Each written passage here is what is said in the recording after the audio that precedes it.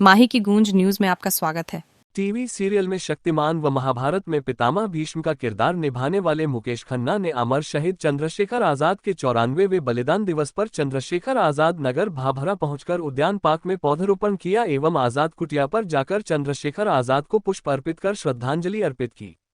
मुकेश खन्ना ने जय हिंद अभियान के अंतर्गत चंद्रशेखर आजाद की कुटिया से पैदल मार्च कर आजाद उद्यान पहुंचे, जहां पर पौधरोपण किया गया। इस आयोजन में जय हिंद अभियान के राष्ट्रीय संचालक गोपाल सिंह, राष्ट्रीय महासचिव दीपक त्रिपाठी, हाईकोर्ट के न्यायाधीश अनिल वर्मा का सराहनीय योगदान रहा और जिला जय हिंद अभियान के अध्यक्ष घनश्याम पवार, जिला उपाध्यक्ष खलील मंसूरी, सचिव जिला वीरेंद्र राठौर, प्रदेश मार्गदर्शक तोमर, मुंबई व गुजरात से पधारे जय हिंद अभियान के सभी सदस्यों के साथ जिले की टीम का भी पूर्ण योगदान रहा। इस दौरान बॉलीवुड सितारा मुकेश खन्ना के साथ नगर के पत्रकारों ने लाइब्रेरी हाउस में प्रेस वार्ता की। मुकेश खन्ना ने पूरी प्रेसवार्ता में पत्रकारों के सवालों का पूरी बेबाकी के साथ जवाब दिया। सुनिए। दिवस है, आपने श्रद्धांजलि अर्पित की है, आपने यहाँ क्या महसूस किया और आज़ाद के लिए क्या संदेश देना चाहेंगे आने वाले राजनीतिक दलों को और इस नगर की जनता के लिए आपका क्या संदेश रहेगा? सर, मैं आया हूँ, मैं हैरान हूँ कि मुझे बताया गया कि यहाँ बहुत कम लोग आए हैं। यहाँ के लोकल तो आते हैं, एमएलए एमपी है जो, सर बाहर से कोई नहीं आया। क्यों नहीं आया? क्योंकि उनकी सरकार की तरफ से भी, उनके पहले की सरकार की तरफ से भी इन क्रांतिकारियों को वो सम्मान नहीं दिया गया जो मिलना चाहिए। तो मैं यहाँ आया हूँ तो मैं नेताओं को कहूँगा, सर आपने अगर आप अभी देखिए राम मंदिर बन रहा है, अभी कल्की का मंदिर बन रहा है, अभी सुना मथुरा का मंदिर बन गया, अभी सुना काशी में। सर एक चंद्रशेखर आजाद जी के गांव में भी एक ऐसा भव्य मंदिर बनाए कि बाहर के लोग, ब्रिटिश लोग खास तौर पर, जिन्होंने हम पर रूल किया, देखने को आए। कौन थे वो लोग जिन्होंने हमारी सेना के साथ लड़ा? तो मैं प्रशासन से यही कहूँगा कि उनकी या तो जन्मस्थली है, उनकी पुण्यस्थली अल्फ्रेड पार्क है, ओरछा में छुपे हुए हैं, कोई ऐसी जगह में आप एक ऐसा स्मारक, आपके यहाँ पर भी अच्छा स्मारक देखा मैंने अभी, आपने पूरी लाइब्रेरी पूरी के पूरे बना दी है उनके काम की। पर मैं चाहता हूँ कि अगर सरकार का पार्टिसिपेशन होता है तभी जाकर मंदिर बनता है, तभी जाकर स्मारक बनता है। लोकल से ज़्यादा सेंट्रल की इसमें होनी चाहिए हिमाकत, और उसके अंदर वो नहीं कर रहे हैं वो हिमाकत, वो अच्छी बात नहीं। कहीं ना कहीं आगे बढ़कर उनको ये, इसमें कोई वोट बैंक नहीं है, ये एक श्रद्धा है, एक श्रद्धांजलि है और एक करेक्ट आदमी के लिए एक श्रद्धांजलि है। तो यहाँ पर भी एक भव्य, हम जगह जगह एल्फ्रेड पार्क में भी मूर्ति है, जहाँ भी गए बात मूर्ति होती है, सिर्फ उनकी एक मूछ की ऐसे मूछी रहती है। मैं चाहता हूँ कि एक ऐसा भव्य स्मारक उनके लिए बने जो वर्ल्ड के लोग देखने को आए। हमारे देश के तो आएंगे ही आएंगे, पर ख़ास तौर पर ब्रिटिश जिसने हम पर रूल किया है उनको कहो आओ देखो। भगत सिंह की एक मंदिर बड़ा होना चाहिए, चंद्रशेखर आजाद जी का होना चाहिए, इन लोगों की एक ऐसे स्मारक होनी चाहिए। है, मैं समझता हूँ हिंदुस्तान में कहीं कहीं पर तो बनाए तो होंगे ही, पर सम्मान मान दीजिए, मैं ये चाहता हूँ जी। और बहुत तीर लगे, एक संस्था 8 साल पहले शुरू की थी, जहाँ पर इनको लगा कि हमारे क्रांतिकारियों को उनका मान सम्मान, शहीदों का दर्जा नहीं। तो इन्होंने सिर्फ आज़ाद जी के लिए नहीं, ये अपील करते हैं कि ये सारे के सारे जितने भी क्रांतिकारी हैं, उनके परिवार वाले हैं, उनको सम्मान दीजिए और उनके ऊपर हटा दीजिए आतंकवादी का दर्जा और दीजिए शहीदों का दर्जा। और शहीदों का दर्जा होगा तो उनकी फैमिली वालों को रिकॉग्निशन मिलती है, पेंशन मिलती है। मैं इन लोगों का यही एक मकसद था जिसमें मैं जुड़ गया उनके साथ में। कई शहीद गुमनाम है सर, कई शहीद परिवार गुमनाम है, कई शहीद परिवार गुमनाम है, जो शर्म की बात है ना। जिनका बेटा खो गया, आपने उनकी फिक्र नहीं, वो परिवार वालों को ढूंढिए, ये लोग ढूंढते हैं। इन्होंने मिलाया, मुझसे मिलाया, मैंने वीर सावरकर की पोती का इंटरव्यू लिया अपने, मेरे मुकेश खन्ना शो में मैं इंटरव्यू लेता हूँ। हमने राजगुरु जी के वंशज की, उनका मैंने अशफाक उल्ला खान के परिवार वाले का, मैंने मंगल पांडे के परिवार वाले का लिया।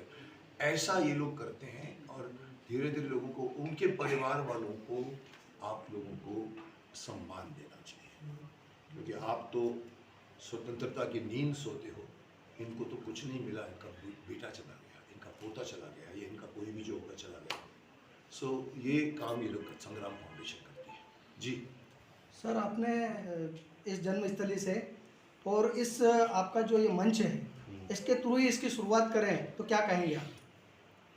मुझे क्षमा करें इस बात के लिए, क्योंकि जो रत्न हो या पद्मश्री हो या पद्म विभूषण हो, मेरे को कई बार लोगों ने कहा कि सर आपको तो पद्मश्री देना चाहिए। सर किसने तो यहाँ तक लिख दिया मेरे को, सर आपको तो भारत रत्न देना चाहिए। मैंने कहा क्यों देना चाहिए भाई?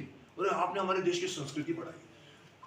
ये जितने भी तमगे हैं, मेरे को कई बार लोगों ने कहा सर आपको पद्मश्री।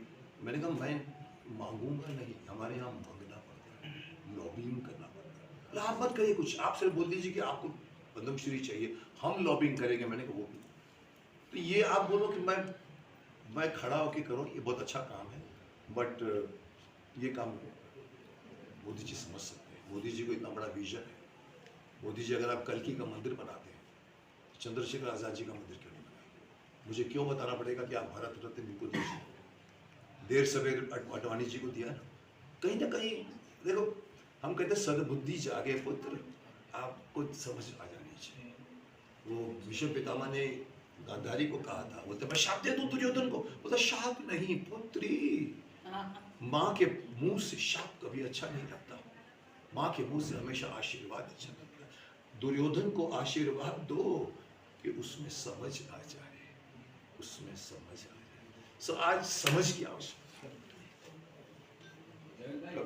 तो क्या लगता है सर, ये जो जैसे समझ के आपने बात कही, हाँ, तो जो अभियान चल रहा है आने वाले समय में इन लोगों में सद्बुद्धि और समझ की आत्मा आएगी ताकि हमारे क्रांतिकारियों को पद्मश्री अवार्ड देर सवेर आएगी। जी सर। क्या होता है, आप लोग भी जो जनता है वो रोटी कपड़ा मकान में इतना घुसी हुई है, उसको टाइम नहीं है सब सोचने। अरे क्या फर्क पड़ता है यार, हमको क्या फर्क पड़ता है, हमको लेके अवार्ड देने का। वो ऐसी एटीट्यूड हम हमारे देश में देखिए, माफ़ करना मैं बुरी बात कह रहा हूँ, दो चीज़ों की कमी है। एक है देशभक्ति की कमी है, ना मानो तो भी मैं कहूँगा देशभक्ति कम है।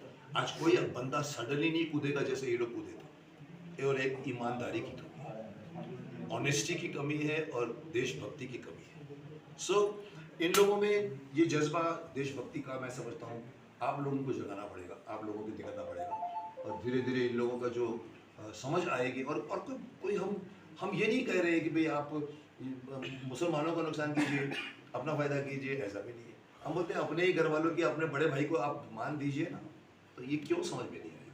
आज नहीं आएगी, बिकॉज आज इतने बिजी है कि 24 का इलेक्शन जीतना है। आपका कोई भी नेता आपसे बात नहीं करेगा। एक मिनट में जरा उधर जाता हूँ, मेरे को करना है वो पूरा। तो 2 महीने तक उनकी जो पूरी रैलियाँ चलती है, उस बीच में तो ये समझ में आएगी नहीं।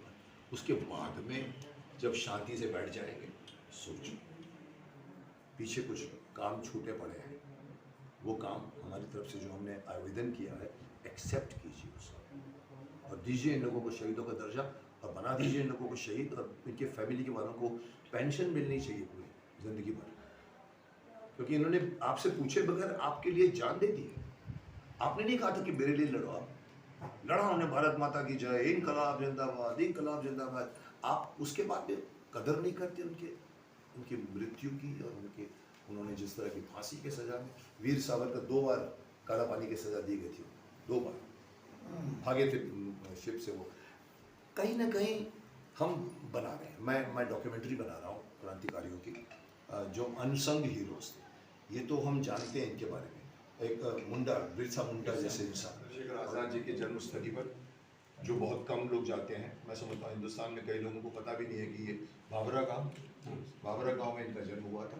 एक इतनी बड़ी महान हस्ती जिसने देश के लिए अपनी जान कुर्बान कर दी 25 साल की उम्र में, और 24 साल की उम्र में जिन्होंने कर दी, जिनके बारे में मशहूर था कि ये इनको कोई नहीं पहचानता था। ऐसे शख्स ने जिन्होंने हमारे देश के लिए कुर्बानी कर दी, उनके जन्म दिवस पर हम हर साल कहीं ना कहीं जाते हैं। हम लोग पहले ओरछा गए थे, जहाँ पर वो 3 साल छुप के रहे थे। वहाँ की जो उनकी कुटिया थी, जहाँ पर छद्मवेश में रहे थे, गुफा भी थी जहाँ से छुप के निकल जाते थे। उसके बाद में हम लोग प्रयागराज गए पिछले साल, अल्फ्रेड पार्क में, वहाँ भी हम लोगों ने इनका ये जन्मदिन वहीं पर मनाया। सॉरी, उस दिन शहादत दिवस था, एक अल्फ्रेड पार्क में उनको मारा गया था, तो शहादत दिवस मनाया हमने। और उसके पहले ओरछा में भी हम शहादत दिवस के दिन गए थे। ये पहली बार हम उनकी जन्म स्थली पर आए, मरण स्थल में भी गए हैं उनके, तो श्रद्धांजलि अर्पित करने का इरादा है।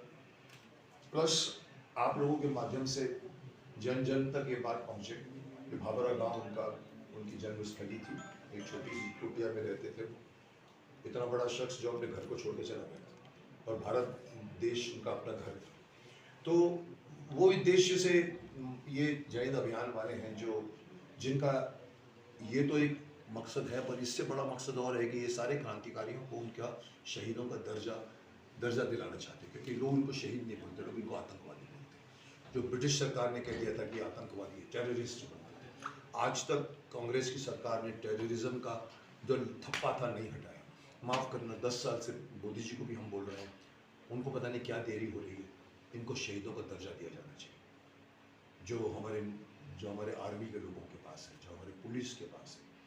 कोई मरता है तो उनको पेंशन मिलता है जिंदगी भर। Am I right? आप लोगों को इनको क्यों नहीं दिया जिन्होंने अपने देश के लिए जान दे दी गई? उसको सोचना पड़ा। मैं तो बोलता हूँ, यहाँ तक मैं बोलता हूँ कि लोगों को भारत रत्न दे देना चाहिए। इस शख्स को जो आज 3 लोगों को भारत रत्न दिया, उसके ऊपर भी पॉलिटिक्स शुरू हो गई। पप्पू जी वहाँ से बोलते क्यों दिया, वो बोलता हमने दिया, हमने क्यों दिया, हमने उनको दिया। और सबसे बड़ी बात है आडवाणी जी को दे दिया, जो मुझे बहुत खुशी हुई, जिनको बहुत टाइम तक मान नहीं मिला था उनको दिया। बट आज़ाद जी 1947 से 2024 तक किसी के दिमाग में नहीं आया कि भारत रत्न का सबसे बड़ा हकदार कौन है। मैं तो यहाँ तक कहूँगा कि भारत रत्न का सम्मान होगा अगर आप उनको भारत रत्न देंगे, उनका सम्मान नहीं होगा। पर हमारे यहाँ पर पॉलिटिक्स आगे चलती है, अवार्ड्स पीछे से चलते हैं। एक और दूसरे नोट पर कहूँ तो मैं क्यों इनके साथ घूमता हूँ, कभी शहादत दिवस तो कभी जन्म दिवस। आज जन्मदिन का मान न करो। संविधान ने सिर्फ इतना कहा है कि दूसरे धर्म का अपमान मत करो। गीता मेरा धर्म है, मैं गीता को अपने सिलेबस में बच्चों को पढ़ाता हूँ। आप किसको जिसे कहते हैं कि मैंने तो ये खा रहा था, उसको मिर्ची लगी तो मैं क्या करूँ। कौन सा गाना है उसका? गोविंदा का। अरे बाबा, उनको क्यों मिर्ची लगती है साहब? मैं अपने धर्म की बात कर रहा हूँ। मैं अपने धर्म, देखिए माफ करना, मैं कदर करता हूँ मुसलमानों की, जो हर शुक्रवार को जाके नमाज पढ़ते हैं।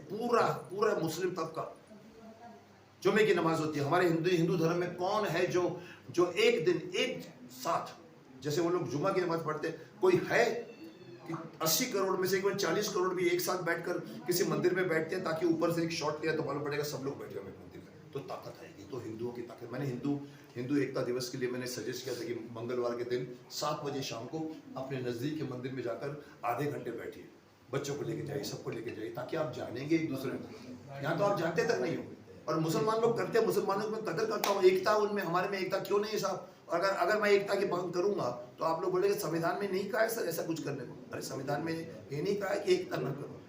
वैसे ही गीता ना पढ़ाओ या धर्म की किताबें ना पढ़ाओ, किसी संविधान में नहीं लिखा हुआ। सब सम्मानों का, हमारे धर्म सम्मान हम मानते हैं, सम्मान वो करो। मुस्लिम रहेगा अपने धर्म में, हम अपने में, क्रिश्चियन अपने में, सरदार अपने में, झगड़ा मत करो, लेकिन कम से कम धर्म की इज्जत तो करो। और वो मेरे ऑफिस में आगे सर इस पर एक भेजना है, इसमें भेजना, और मैं इनकी बातें मानता हूँ क्योंकि ये लोग बहुत अच्छी बातें करते हैं जो कोई नहीं करता। नहीं, और हमने ये संकल्प लिया है सर कि जय हिंद अभियान तब तक चैन नहीं लेगा जब तक शहीद चंद्रशेखर आज़ाद, भगत सिंह, सुखदेव जैसे वीरों को भारत रत्न नहीं दे दिया जाता। ना तो इनके नाम पे भारत माता की जय, ना ही इनके नाम पे कोई स्टेडियम का रखा जाता है, ना ही कोई राष्ट्रीय राजमार्ग रखा जाता है, ना ही किसी बहुत यूनिवर्सिटी का नाम इनके नाम पे है। जब इन्हें ऑफिशियली शहीद का दर्जा, इन्हें जो अपने लिए अपराधी मानते थे वो अंग्रेज मानते थे। आज की सरकार में मान रहा हूँ कि सर एक एक करके सबको सम्मान दे रही है, लेकिन एक लिखित रूप से आप उनको सम्मान दीजिए ना, कि आगे नाम के आगे लग जाए भारत रत्न। मैं तो यहाँ तक कहूँगा सर कि नारियों के जेवर को, नर के कलेवर को, नेताजी सुभाष जैसे तेवर को क्या मिला? नारियों के जेवर को, नर के कलेवर को, नेताजी सुभाष जैसे तेवर को क्या मिला? फांसी पे झूले थे जवानी की कहानी तब, बलिदानी दुर्गा के देवर को क्या मिला? किसी को तख्त मिला, नेहरू को हिंद मिला, कोई तो बताए चंद्रशेखर को क्या मिला? तो अभी आपका सवाल का जवाब ये है कि जब तक उनको नहीं मिलेगा भारत रत्न, तो आप हैं कि नहीं? अब ये लोग हैं तो फिर ये लोग तो मेरे को छोड़ेंगे नहीं, तो मैं भी हूँ। बस तो ये बात है।